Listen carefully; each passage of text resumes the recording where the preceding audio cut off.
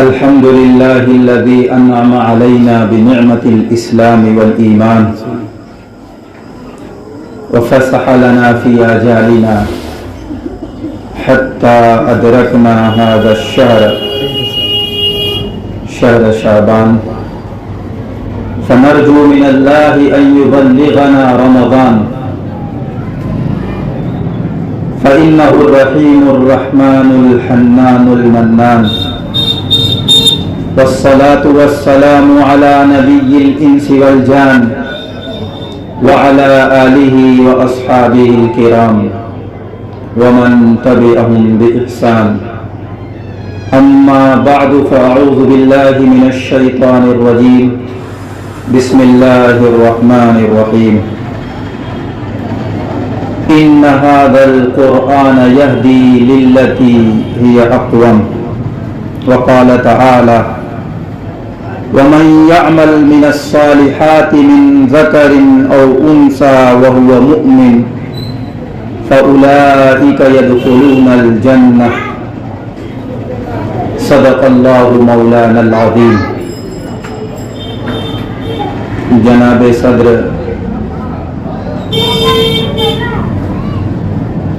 حضرت مولانا ڈاکٹر عبدالرحمن ساجد العظمی صاحب اور جامعہ حاضہ کے موقر اساتذہ و مشائخ و منتظمین، پردہ نشین معلمات، طالبات اور عام سامعات، در حقیقت آج کے میڈیا کے دور میں، سوشل میڈیا ہو، پرنٹ میڈیا ہو، اخبار رسائل ہوں، جس تیزی کے ساتھ فتنہ و فساد ہمارے گھروں میں داخل ہو رہا ہے، ضرورت اس بات کی ہے کہ قوم میں ایسی خواتین بھی ہوں جو زبان کے اعتبار سے، قلم کے اعتبار سے، عقائد و نظریات کے اعتبار سے، اعمال و کردار کے اعتبار سے، اخلاق اور کیریکٹر کے اعتبار سے بلند حوصلہ رکھتی ہوں، معیاری ہوں، وہ لسانی قوت سے بھی لیس ہوں اور تحریری اور قلمی قوت سے بھی لیس ہوں، تاکہ جو طوفان بلاخیز بقا ہے اسے نیست و نابود اگر نہ کر پائیں تو کم سے کم تو کر سکیں۔ آج کتنی تیزی کے ساتھ ہر جگہ، ہر علاقے، ہر قریہ، ہر بستی، ہر گاؤں اور ہر شہر میں بے دینی پھیل رہی ہے، عریانیت پھیل رہی ہے، جہالت کا دورہ ہے، عقائد کی خرابی، اعمال کی خرابی، اخلاق کی خرابی، طرح طرح کی خرابیوں میں پورا معاشرہ گھرا ہوا ہے۔ اگر ہماری مسلم خواتین بطور خاص جن کو اللہ تعالیٰ نے دین کا علم عطا فرمایا ہے یہ بیڑا اٹھا لیں تو اپنے یہاں رہ کر کے یہ بہتوں کی اصلاح کا ذریعہ بن سکتی ہیں۔ آج ہر علاقے میں ضرورت اس بات کی ہے کہ کچھ ایسی دین کی جانکار خواتین رہیں جو عام خواتین کو قال اللہ اور قال الرسول کا پیغام پہنچاویں، بطور خاص شرک کے تعلق سے انہیں بتائیں کہ یہ کتنا کبھی عمل ہے کہ قرآن کریم نے سب سے پہلے ان کے عقائد و نظریات پہ بحث کی اور کہا لا یشرکن باللہ کہ یہ اللہ کے ساتھ کسی کو شریک نہ ٹھہرائیں۔ قرآن کریم نے ان کی تربیت کی، مختلف انداز سے تربیت کی، مختلف چیزوں کے تعلق سے تربیت کی اور مختلف جملوں اور مختلف پیرایوں میں ان کی تربیت کی۔ قرآن کریم کہتا ہے وَقَرْنَ فِي بُيُوتِكُنَّ وَلَا تَبَرَّجْنَ تَبَرُّجَ الْجَاهِلِيَّةِ الْأُولَى کہ یہ عورتیں اپنے گھروں میں رہا کریں اس آیت کے ذیل میں علماء مفسرین لکھتے ہیں کہ عورت کی اصل ذمہ داری یہ ہے کہ وہ اپنے گھر میں رہ کر کے اپنے بچوں کی، اپنے اولاد کی تربیت کرے، اپنی عزت، اپنے آبرو کی حفاظت کرے، اپنے اخلاق اور کردار کی حفاظت کرے اور گھریلو ذمہ داریوں کو نبھائے۔ لیکن ظاہر سی بات ہے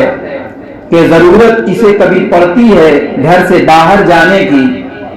تو اس پر قرآن کریم نے یا احادیث نے پابندی نہیں لگائی، البتہ کچھ اس کے شرائط بیان کیے۔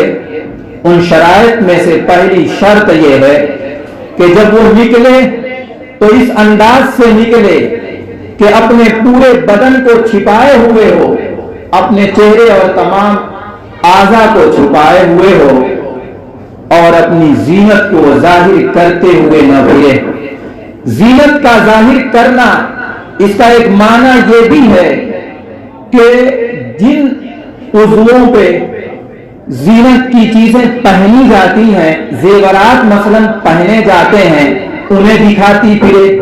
زینت کی چیزوں میں سے ایک یہ بھی ہے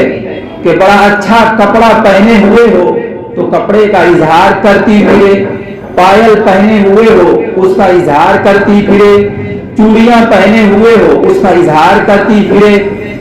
اور زینت کی چیزوں میں سے اس کے علاوہ چیزیں بھی آ سکتی ہیں۔ حدیث میں اللہ کے رسول صلی اللہ علیہ وسلم نے ارشاد فرمایا، بعض وہ خواتین جو دنیا میں لباس پہنے ہوئے ہوتی ہیں لیکن در حقیقت آخرت میں جب ان کا حساب و کتاب ہوگا اور حساب و کتاب کے لیے صفحیں لگیں گی نیکوکاروں کی اور بدکرداروں کی، تو اللہ سبحانہ و تعالیٰ نیکوکاروں کو الگ کر دے گا اور بدکرداروں کو الگ کر دے گا۔ تو دنیا میں لباس پہننے والی بہت سی ایسی خواتین بھی ہوں گی کہ کل قیامت کے دن ننگی رہنے والی خواتین کے ساتھ ان کا حشر ہوگا اور ان کا حساب و کتاب ہوگا۔ عاریات فی الآخرہ فرمایا گیا۔ محدثین نے اس کے بہت سے مطالب بیان کیے ہیں، میرے علم میں اس کے 4 مطلب ہیں۔ ان میں سے ایک مطلب یہ بھی ہے کہ عورت دنیا میں انتہائی باریک لباس پہنتی ہو، ایسا باریک لباس پہنتی ہو کہ جسم کا عضو اندر سے نظر آ رہا ہو، تو بظاہر تو اس نے کپڑا پہنا ہوا ہے لیکن کل قیامت کے دن وہ ننگی رہنے والی عورتوں میں شمار ہوگی۔ علامہ نووی رحمۃ اللہ علیہ نے یہ مطلب بتایا ہے۔ اور اس حدیث کا ایک مطلب یہ بھی ہے کہ عورت لباس تو پہنے ہوئے ہو مگر اتنا چست اور ٹائٹ پہنے ہوئے ہو کہ اندر کی بناوٹ اور ساخت اور جسم کا عضو ابھر کر سامنے آ رہا ہو، تو ایسی عورت دنیا میں لباس تو پہننے والی ہے، لوگ تو یہ کہیں گے کہ اس نے لباس پہنا ہوا ہے لیکن اتنا جسم میں چپکا ہوا ہے، اتنا ٹائٹ ہے، اتنا چست ہے کہ ہر عضو نمایاں ہو رہا ہے، بظاہر دکھ رہا ہے۔ تو کل قیامت کے دن ایسی عورتوں کو بھی ننگی رہنے والی عورتوں کے ساتھ کھڑا کیا جائے گا۔ آپ ذرا ایک بار تصور کیجئے، اس دنیا کے اندر کوئی عورت ہے ایمان والی باحیا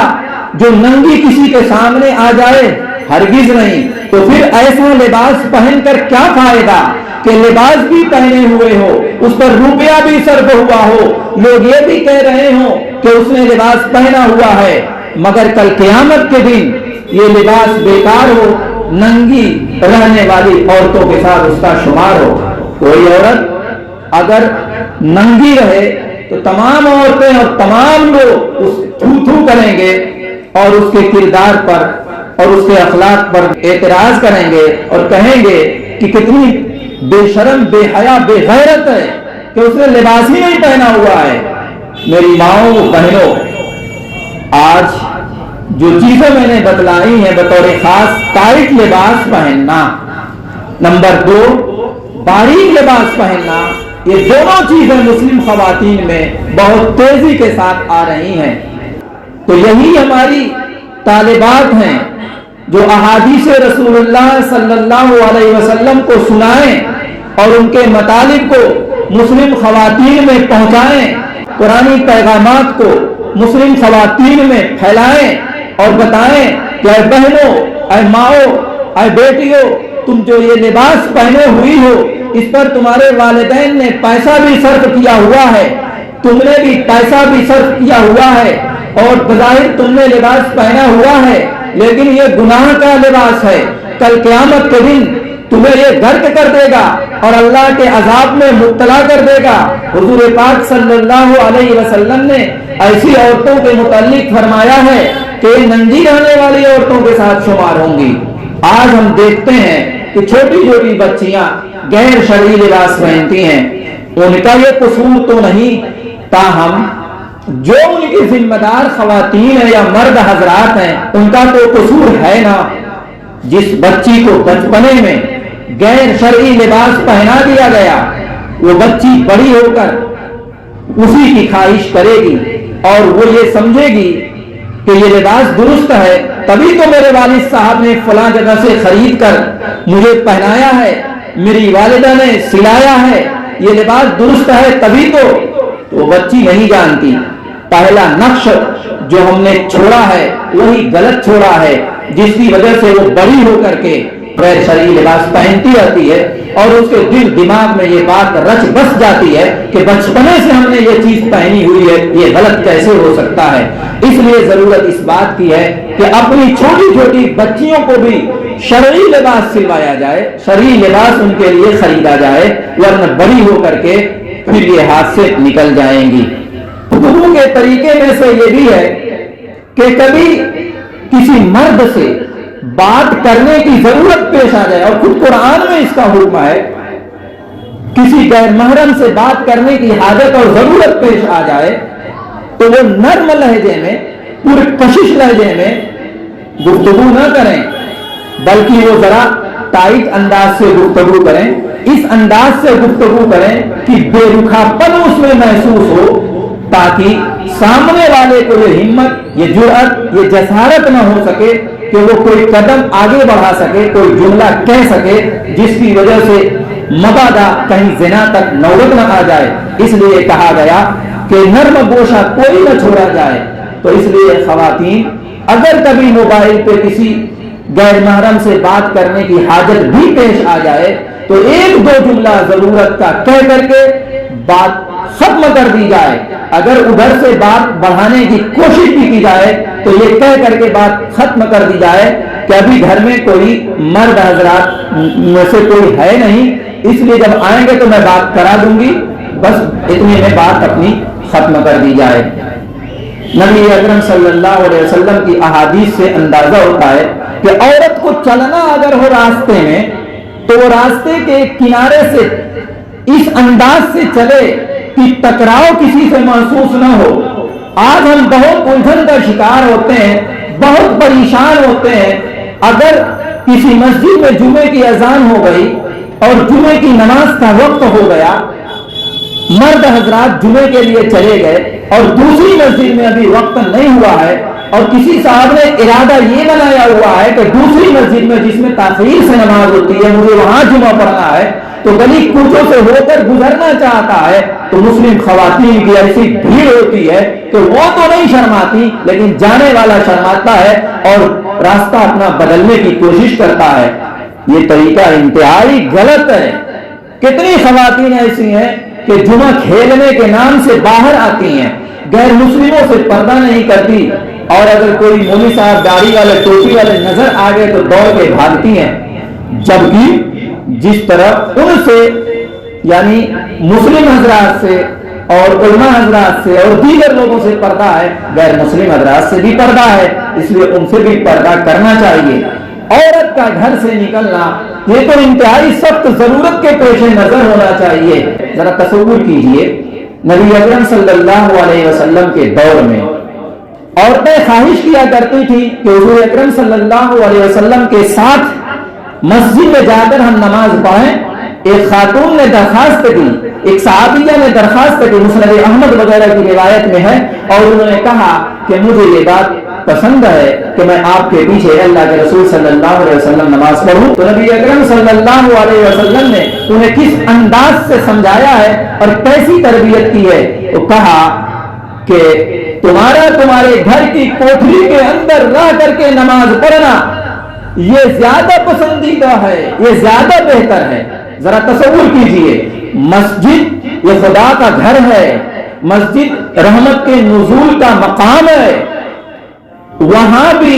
عورت اجازت مانگ رہی ہے نبی اکرم صلی اللہ علیہ وسلم کے پیچھے نماز پڑھنے کی، مسجد میں جا کر نماز پڑھنے کی، مگر نبی پاک صلی اللہ علیہ وسلم گویا ترغیب دے رہے ہیں اور بتلا رہے ہیں کہ زیادہ ثواب کا کام تمہیں تمہارے گھر کی کوٹھری میں نماز پڑھنا ہے۔ تو نماز کے لیے بھی باہر آنے کی اجازت اس دور میں ضرور تھی، مگر صحابہ ہی کے دور میں جب حالات بدلنے لگے، حضرت عائشہ صدیقہ رضی اللہ تعالی عنہا وغیرہ سے جو روایات منقول ہے اس سے صحابہ نے یہ اجماع کر لیا کہ اب عورت کو مسجد میں آ کر نماز پڑھنے کی اجازت نہ دی جائے، چنانچہ اس کے بعد پابندی لگا دی گئی۔ حضرت عمر رضی اللہ تعالی عنہ سے روایات اس سلسلے میں مروی ہیں۔ تو میری ماؤں، میری بہنوں، میں یہ بتلانا چاہ رہا ہوں کہ عورت جہاں تک ہو سکے گھر میں رہنے کی کوشش کرے۔ ویسے اگر میں کچھ تفصیل کروں تو شاید میری بات لمبی ہو جائے، البتہ ایک دو باتیں 2-4 منٹ میں اور کہہ کر کے اپنی بات کو ختم کروں گا۔ اور انتہائی عظیم ہستی حضرت مولانا ڈاکٹر عبدالرحمان صاحب العظمی صاحب جو اس مجلس کی صدارت فرما رہے ہیں ان کو میں حوالے کر دوں گا، انشاءاللہ وہ آپ کو نصیحت کریں گے۔ جو فارغات آج فارغ ہو رہی ہیں تو وہ جو نصابی کتابیں ہیں ان کو پڑھ کر کے، ایک چونکہ نصاب ہے اس نصاب کو پورا کر رہی ہیں، لیکن یہ یاد رکھیں ابھی یہ سیکھنے کا دور تھا، اب آپ کو سیکھنے کے ساتھ سکھانے کا بھی دور ہے۔ ان کی بہت بڑی ذمہ داری ہے۔ اگر ایک کونے میں کوئی ایک فارغہ، کوئی ایک طالبہ دین کا علم رکھتی ہے تو وہ اپنے پورے علاقے اور محلے کی خواتین کی اصلاح کر سکتی ہے۔ اس لیے سب سے پہلی اس کی ذمہ داری یہ ہے کہ یہ اپنی عملی زندگی مثالی بنائے، گفتگو کے اعتبار سے، عمل کے اعتبار سے، کردار کے اعتبار سے، اخلاق کے اعتبار سے، کیریکٹر کے اعتبار سے، لباس کے اعتبار سے، ہر اعتبار سے اپنی زندگی معیاری بنائے، وہ عام عورتوں کی طریقے سے زندگی نہ گزارے۔ آپ جانتی ہیں کہ سفید کپڑے پہ دھبا اگر ہو تو بہت دور سے نظر آتا ہے، اور جب کئی ایک کی نظر بھی ہو اور وہ کیڑا نکالنے کی کوشش میں بھی ہو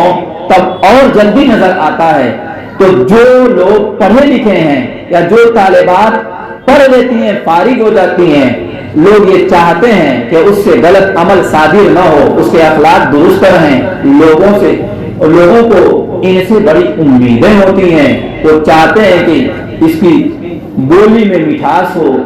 اس کا اخلاق عمدہ ہو، اس کے کردار ٹھیک رہیں